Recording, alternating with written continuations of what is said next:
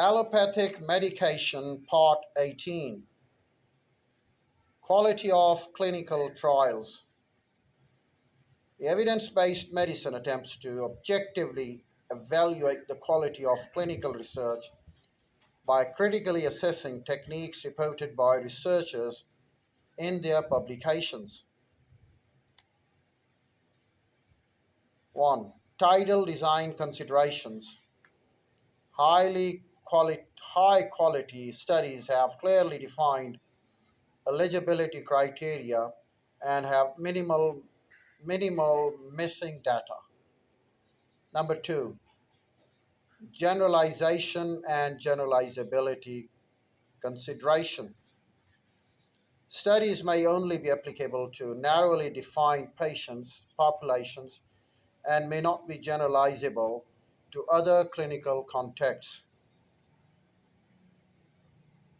Number three, follow up. Sufficient time for defined outcomes to occur can influence the prospective study outcomes and the statistical power of a study to detect differences between the treatment and the control arm.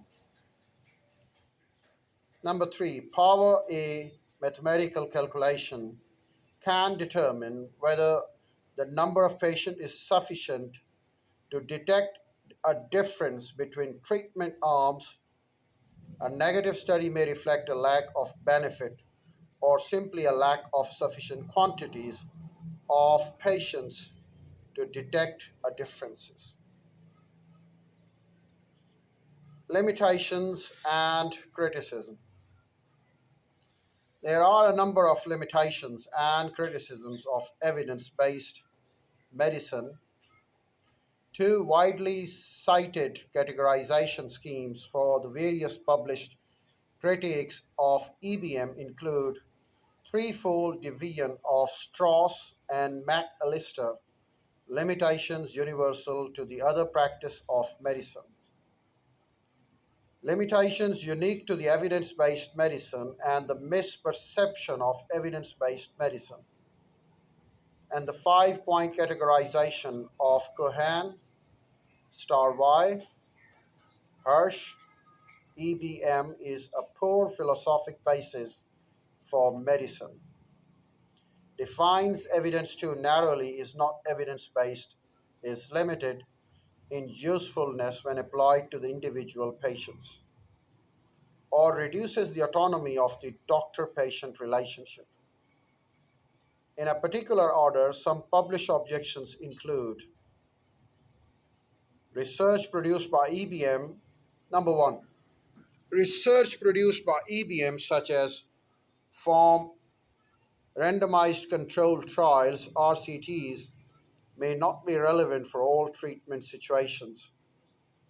Research tends to focus on specific populations, but individual persons can vary substantially from population norms because certain population segments have been historically under researched due to reasons such as rare gender, age, comorbid diseases. Evidence from RCTs may not be generalized to those populations. Thus, EBM applies to the groups of people, but this should not preclude clinicians from using their personal experience in deciding how to treat each patient. One author advises that the knowledge gained from the clinical research does not directly answer the primary clinical questions of what is best for the patient at hand, and suggests that evidence based medicine should not discount the value of clinical experience. Another author stated that the practice of evidence based medicine means integrating individual clinical expertise with the best available external clinical evidence from systematic research.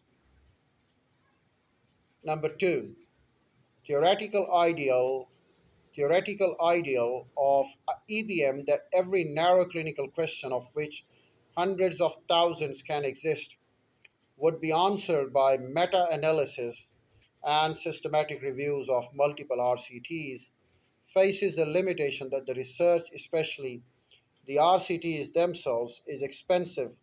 Thus, in reality, for the foreseeable future, the demand for EBM will always be much higher than the supply, and the best humanity can do is to triage the application of scare of the scarce resources.